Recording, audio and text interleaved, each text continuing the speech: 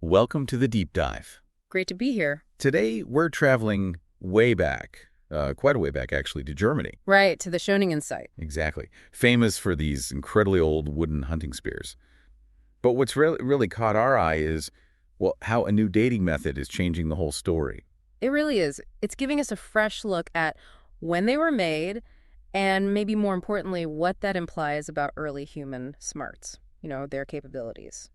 So for this deep dive, we're digging into the science behind this. Yeah. Our mission, if you like, is to understand how this refined dating technique shakes up our view of early hunters and maybe even their social lives. Yeah, we've been looking at the recent papers on this. They detailed the new research using something called amino acid geochronology Right. Yeah. on fossils found right there with the spears. Okay, so let's set the scene. Schöningen.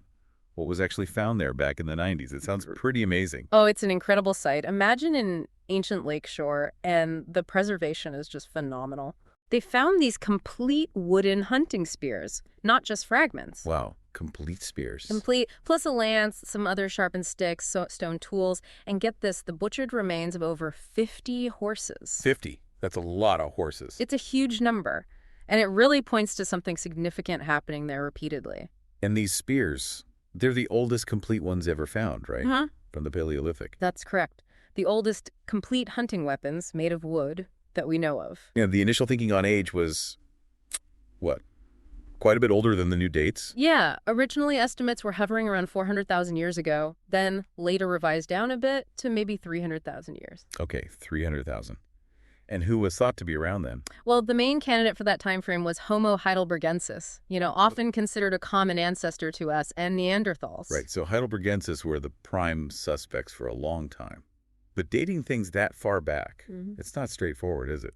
Not at all. That's the core challenge. Radiocarbon dating, which is super useful for more recent stuff, it just doesn't work that far back. Maxes out around 60,000 years or so. So what else do they use? Well, often you rely on analyzing sediment layers, correlating them with known climate shifts, big glacial periods, warmer periods, but it can be tricky. Less precise. Exactly. Less precise, sometimes open to interpretation. And because of that uncertainty, Schöningen always felt a little bit like an outlier.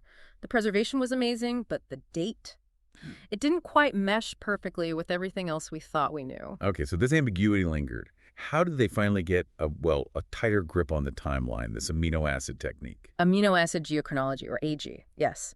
There was a key study published in Science Advances that applied this method directly to fossils from the spear horizon. The spear horizon, the specific layer where the spears were found. Precisely, the exact same layer. So how does AG work, in simple terms? Okay, so think about proteins. They're made of amino acids.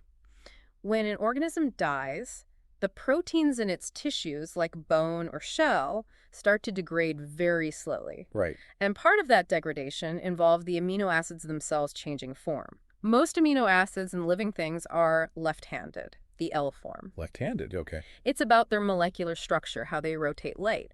After death, over long periods, these L forms slowly convert into their mirror image, the right-handed, or D form. This process is called racemization. Okay. L changes to D over time. Exactly. And the ratio of D form to L form amino acids increases predictably over time, especially if the temperature history is relatively stable or can be modeled. So it acts like a kind of molecular clock within the fossil itself. That's a great way to put it, a molecular clock ticking away. What sorts of fossils from Schöningen did they actually test with this clock? They looked at a few things from that spear horizon layer, tiny snail shells, some microcrustaceans called ostracods, and even bits of horse teeth. Snail shells. Seems quite small. They might seem small, but they were actually key. Specifically, the opercula. The what now? Opercula. They're like the little trap doors that snails use to close the opening of their shell. Think of it like a little cap. Okay, got it. Why were those so important? Because the protein inside the operculum's mineral structure is really well protected. It's basically sealed within the crystals. Like a closed system. Exactly. It's called intracrystalline protein decomposition, or ICPD. This protection means less contamination from the outside environment, so the DL ratio you measure is much more likely to reflect the actual time passed since the snail died. It gives you more reliable data. That makes sense. So they measured these DL ratios in the Schöningen snail trapdoors. Then what? Then they compared those ratios to the DL ratios from opercula found at other sites in Europe. Sites where the age is already pretty well established through other Like methods. control samples almost. Sort of, yeah. Sites like Trianglen in Denmark, Neumark Nord 2 in Germany, places with known ages, they focused on specific amino acids, like alanine and aspartic acid, which gave the best resolution for this time period. And by comparing the ratios. They could figure out where Schöningen fit on that timeline, how much time had passed for its proteins to degrade to that specific DL ratio compared to the known sites. Okay, the moment of truth. What age did this new AG analysis point to for the Schöningen spears? The results were pretty clear. They point to an age of approximately 200,000 years ago for the spear horizon. 200,000. Wow, that's significantly younger. It really is, about 100,000 years younger than those earlier estimates of around 300,000 years. That is a massive shift. Mm-hmm. And 200,000 years ago, that puts us in a different ballpark in terms of who was likely around in Europe, doesn't it? Absolutely. That time frame, 200,000 years ago, falls squarely within the Middle Paleolithic. And the dominant hominins in Europe then were? Neanderthals, Homo neanderthalensis. So, this strongly implies, or maybe more than implies, that these incredibly sophisticated wooden spears were made and used by Neanderthals. The likelihood is now extremely high. Yes, it shifts the credit, so to speak, from the earlier Homo heidelbergensis directly to Neanderthal. Okay, so Neanderthal spear makers. How does that change the picture of Neanderthal behavior? Because these aren't just crude pointy sticks, right? These were well-made hunting weapons. Exactly. They show sophisticated woodworking skill, aerodynamic design. They were clearly made for throwing, likely at large, game. Like those 50 horses. Precisely. And finding them alongside so many butchered animals of different ages, it strengthens the argument for complex cooperative hunting strategies among Neanderthals much earlier than maybe some people thought. Cooperative hunting. You mean planned group hunts? That's what the evidence strongly suggests. Ambushing potentially entire family groups of horses along that lakeshore repeatedly. That takes planning, coordination, maybe even communication we haven't fully grasped yet. So not just opportunistic scavenging, but deliberate, organized hunts. That seems to be the picture emerging. Think about bringing down multiple large animals. That suggests teamwork. Were there other clues at the site beyond the spears and bones that support this idea of, well, Neanderthal sophistication? Yes, the stone tools are interesting too. The toolkit found there isn't huge. It's mostly finished tools and flakes from resharpening those tools. Meaning Meaning they probably weren't spending a lot of time making tools right there. They likely arrived prepared, bringing the tools they needed for the hunt and the butchery. It looks like a dedicated hunting and processing site. a specialized location for a specific task. Exactly. And interestingly, some of the more complex stone tool making techniques, like level-off flaking, aren't really present, which again might suggest a focus on the immediate task rather than broader tool production on site. Okay. And you mentioned earlier that this new 200,000-year date helps Schöningen fit better with other sites. Yes, it aligns it much better with other Middle Paleolithic sites attributed to Neanderthals.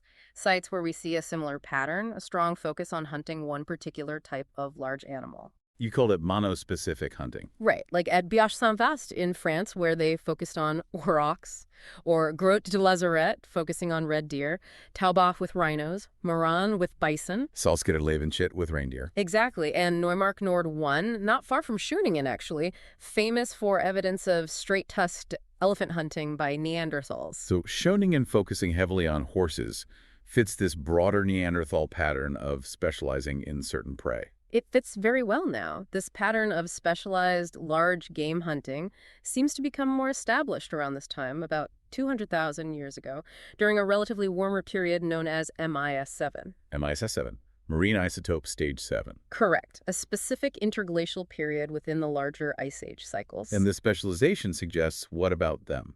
While successfully hunting herds of horses or elephants, it implies, pretty sophisticated collaboration, shared goals, group effort, effective communication. It points towards a level of social organization and cognitive ability that's quite advanced. It really does push back the timeline for that kind of complex behavior in Neanderthals. It definitely does. And it suggests these hunting practices might have influenced their social structures, how they interacted with each other, and maybe even how they impacted the local environment. And just quickly, you mentioned that dating also helps sort out the site's geological layers, the MIS stages. Yes, briefly it helps align the Schöningen sediment layers more cleanly with the global climate record. The layers with the spears, cycles 2 and 3, fit nicely into MIS-7 now. An earlier layer, cycle 1, seems to fit MIS 9. It resolves some previous awkward correlations, especially trying to link it to the much older Holsteinian period, MIS 11. Okay, so it cleans up the geological picture too. That makes it more consistent, yeah. Right.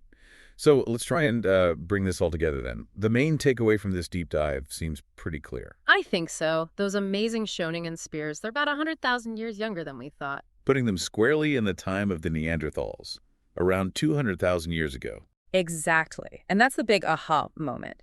It solves a bit of an archaeological puzzle, but more importantly, it gives us really solid evidence for just how capable Neanderthals were. Capable in terms of tool-making, planning, and crucially, cooperation. Right. Sophisticated cooperative hunting seems to have been part of their toolkit much earlier than we might have given them credit for. Perhaps, putting their abilities at that time on a similar level to early Homo sapiens elsewhere. It really does make you reconsider things. It's Oh. fascinating. If they were doing this 200,000 years ago, this level of organized hunting, what else were they capable of? That's the question, isn't it? What other aspects of their minds, their social lives, are we maybe still underestimating? It feels like the story of Neanderthals is constantly being rewritten with discoveries like this. Always more to learn about our closest evolutionary cousins. Definitely. Future finds might keep surprising us. Thanks for taking that deep dive with us today. It really makes you think, what might we discover next that further reshapes our picture of Neanderthals?